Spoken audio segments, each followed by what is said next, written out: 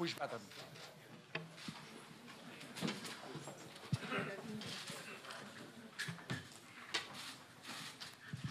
Okay. That's you, Karen. Hi, Ollie. We've been here before with PSG, of course, where it felt like it was an impossible challenge.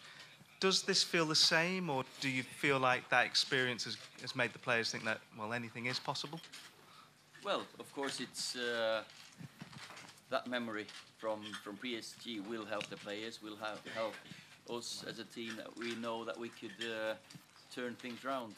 Of course, Barcelona is here at Nou Camp is a difficult prospect, but the memory from that night will live with the players. It's not that long ago, and we're one goal better off. Diego. Hola, ¿qué tal? Carlos Escolán de Radio Marca, buenas tardes. Bueno, tenéis un 0-1 de la ida, ya sabéis lo que remontar, por ejemplo, contra el Paris Saint-Germain en la eliminatoria anterior. No sé si vais a salir más atrevidos que en Old Trafford y si confiáis en poder remontar como hicisteis ante un rival como el Paris Saint-Germain. Hola. Sí, claro, yo pienso que hemos demostrado que somos un equipo que no va a desistir nunca. Y bueno, después de perder el primer partido, venimos con las ganas de cambiar eso y marcar un gol para abrir el partido, y después sí, pensar en ganar, que es ese nuestro pensamiento siempre. Hi, Ola. Hi. Looking at the numbers before and after the Paris game, it seems like the biggest change has been the efficiency in front of goal and in chances, in hitting the shots on target. How do you explain that, and do you see any other major changes before and after? Of course, that's the $100 million question in football. Who can score the goals, and if you create chances, you have to take them. That's why the best strikers are the most expensive ones. We've been practicing finishing. Of course, last time we had a couple of decent chances, but when you don't work the goalkeeper, you can't score. So for us, it's about confidence, being focused and concentrated when we get a chance, because we know we'll create chances. We do have a goal threat. We carry a goal threat, but it's about taking a deep breath and taking those chances. Ole, there's been a few controversial handball incidents in Champions League this spring, and one of them got you here by the way of the late penalty in Paris. And what's your take on the video-assisted refereeing, and do you think that the handball rule should be changed, or maybe at least looked upon by the governing body? Well, it's a discussion that will probably keep on going when it's still down to opinion. Of course, Diogo's shot is going towards goal. His hand is out. I would understand if the referee said it's not a penalty, it's a corner kick. But we also understand why he gave a penalty. So that's always going to be a discussion. VAR could, when human errors is there, so it's offside, not offside. So their goal, for example, against us, when the linesman says, when Barcelona scored against us, the linesman says offside, when you can factually say, no, he's onside, I think that's correct. But when you have an opinion, like in the World Cup final, France-Croatia, I don't think that's a penalty. So it's a difficult one. Let's hope we get it right, and let's hope we don't get it drag out too long, because the fans want something to talk about, they want something to cheer about. It was a strange 45 seconds after they scored against us at Old Trafford, waiting. But when there's facts, you can't come back with an argument. On Diogo's, or when we got a penalty against PSG, we can still argue until we get blue in the face, because 50% will say not a penalty, 50% will say yes. So it's down to the referee's opinion. Hi, Ole, here, right. Hi. Yeah. Matic and Sanchez struggle with the squad. How they are now physically, they can play from the start. And do you think for Sanchez a special come back here to Barcelona to show again his style? Yeah, fitness-wise, they're available, and of course, for Alexis, who's been here and played here, it's a big night, and when he's on the pitch, I'm sure he wants to prove a point. He wants to prove a point for us as well, because he's been injured. He's not had a fantastic season so far, and let's hope he can end the season great for us, because we are now in the business end of the season. We're playing games that Man United are used to playing. Of course, yeah, we're challenging for top 4 in the league, but we're still challenging for a semi-final. It used to be maybe challenging to win the league and quarter-final, semi-final. So let's hope Alexis, when he's on the pitch, that he can be happy with his performance. Sí, hola, bona tarda, entrenador. M'agradaria que ens expliqués què sentirà vostè ara quan d'aquí uns instants surti a la gespa del Camp Nou, quan trepitgi aquella porteria del gol nord on vostè va marcar el gol que li donava la victòria a la Lliga de Campions al seu equip, el Man U, davant el Bayern de Munic. Ha tornat a trepitjar la gespa de l'estadi. Què va sentir quan va empatar Teddy Sheringham abans de que vostè fes el gol de la victòria, i quins records li porten aquells 2 o 3 dies que va estar aquí al Manchester United abans de guanyar la Champions? Gràcies. Long question and many emotions. Of course, it's a fantastic memory for me. The last time I was on the pitch, that's the only time I've been on the pitch, actually. I've been in the stands. I brought my young son watched the El Clasico in 2016. Bought some tickets, and we were right in the stands, very high up. And I was here 10 days ago to watch them against Atletico Madrid. But I don't really look back on that night too often. I don't know how I'll feel. I don't think it'll be different. I'm just looking forward for tomorrow, focused on a better performance, because we know we need to play better. That's my job now. Hello, Ollie. Just over here. The last English team to Chelsea to eliminate Chelsea in 2012. You probably remember that performance. They only needed a draw, but very little possession. If you had to do that, could that be an approach that this particular team could? Well, we didn't stamp our authority on the game at home. We didn't keep the ball as well as we should have. We didn't create enough chances. And you have to do that against Barcelona, because I think it's some freak results at times when you play against Barca and you have 85-15 or 80-20% possession, that they don't win. But normally they would win. So we know we have to perform better than 80-20. We need to try to stamp our authority on the game, get on the ball and play ourselves. It has to be like that, because if you give players like Suarez, Messi, Coutinho, Vidal, whoever, time on the ball, too many chances to create chances, you'll suffer. So I hope that we're not going to be just camped outside our own box. Hi, Ollie. Is this a harder task tomorrow night, beating Barcelona, than it was finding a way to score 2 goals in injury time against Bayern Munich?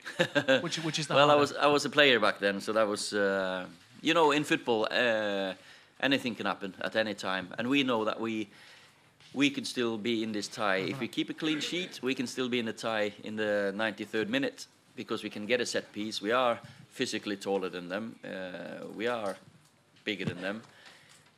It's about the quality, though. Every time we need to defend well. We know that, but going forward, we need to score. And I don't mind if it's in the 93rd minute if we get the goal, because if we get to injury time, I think we could. We are a fit team. We are getting fitter and fitter.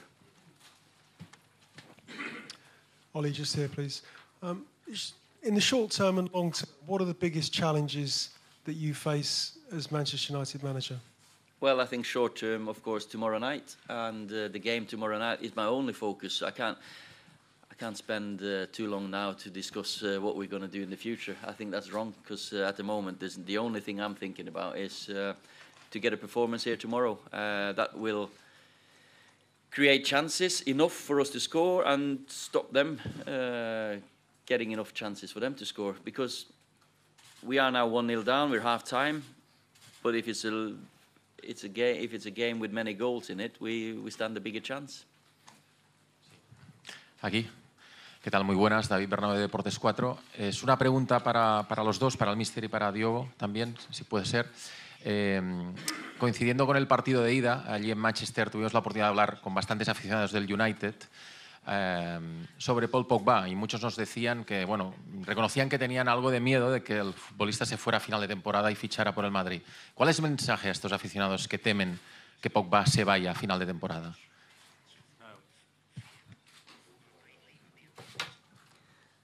At the moment, of course, Paul's focus is on Man United and performing here and tomorrow night. He's been fantastic since I've come here, and I've no doubt that he will play for Man United and perform as he's done lately. So I don't think they should worry too much.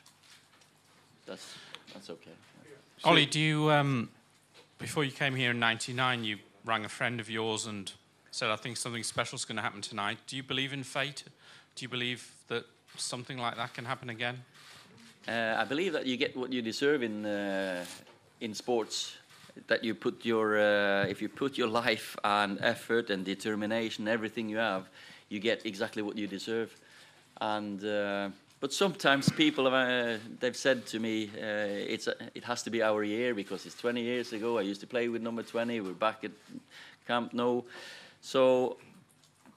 But to go through, we have to perform, and we have to deserve it. That's, you can't say we're just going to rely on faith. No. In a situation like this, how important is it to believe that you're going to win, and how do you help the players believe that they're going to win the game? It's massive. Belief is massive in a footballer, because most of it is, yeah, everyone's got talent. Everyone's got a certain ability to play at. But we've seen ourselves against PSG that we can get back from being 2-0 down against a fantastic team. Of course, historically, Barcelona is the best the last 10 years. So we know it's going to be a massive effort. But the players have shown it before, and yeah, if we give our all and have a little bit of, get that better concentration, because we slept for, I can't say 1 second, because they had the ball for quite a lot when they scored the goal. But that's what they did. They kept the ball, and then we just switched off as Busquets got half or 5 yards and played a pass for Messi. So for us, we know that belief is one thing, concentration and effort is another thing. Hi, Ollie. Obviously, some of your best results have been away from home. Obviously, PSG, one of them, even one before you got here, Juventus. Can you put your finger on why that's been, the results have perhaps been better away from home?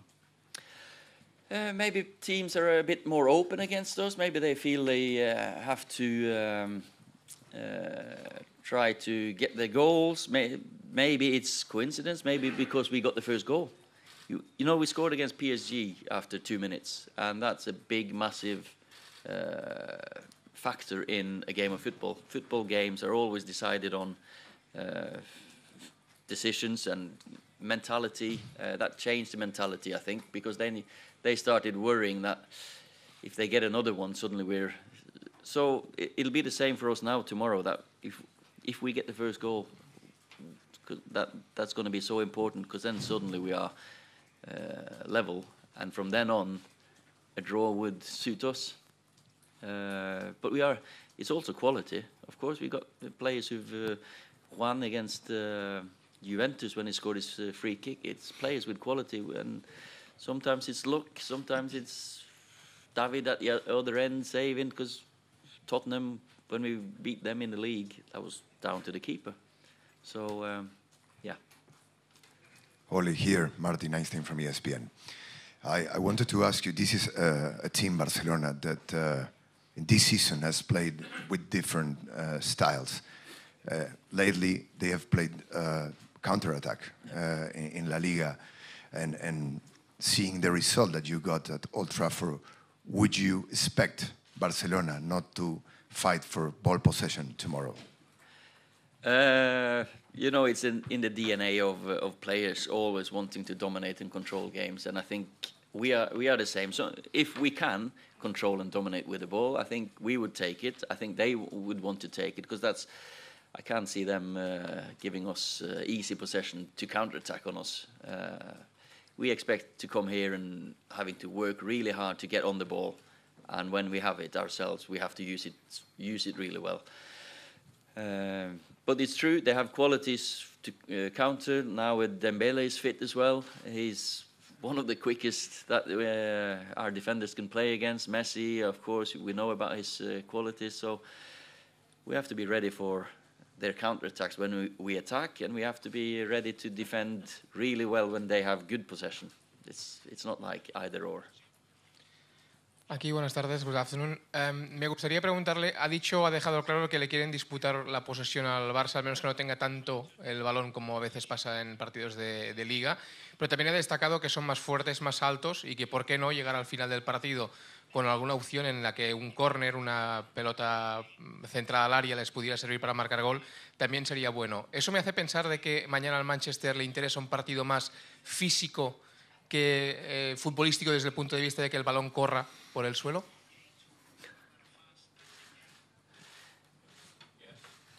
No. Of course, we have to use this.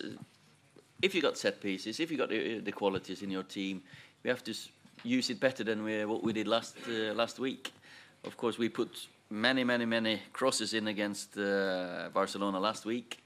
But Gerrard and Lenglet, they defended really well, so that might not be the case how to break through the Barcelona team. Sometimes it's counter-attack, sometimes it's quick play.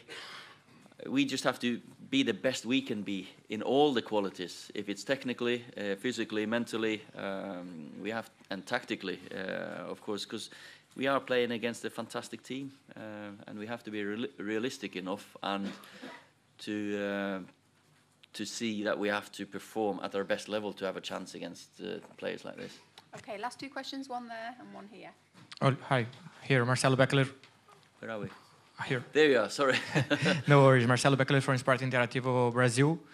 Do you want to sing Felipe Coutinho for next season? He's a Barcelona player. He's a Ollie. Barcelona player. Ollie, when you came in, your go-to front three was very much Rashford, Lingard, Martial.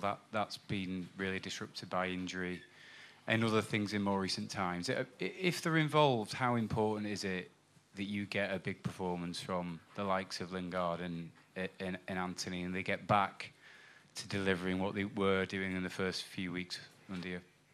Very important, because we need to score goals. And of course, if it's Romelu, Marcus, Jesse, Anthony, Alexis, we need big performances. Paul, we need big performances from our forward players, because, yeah, as I said, we have to defend well, but we have to have that little bit of extra to score goals against teams like this. So I expect whoever's going to start tomorrow to know that when they're on the pitch, we want to see some good form, because we have to.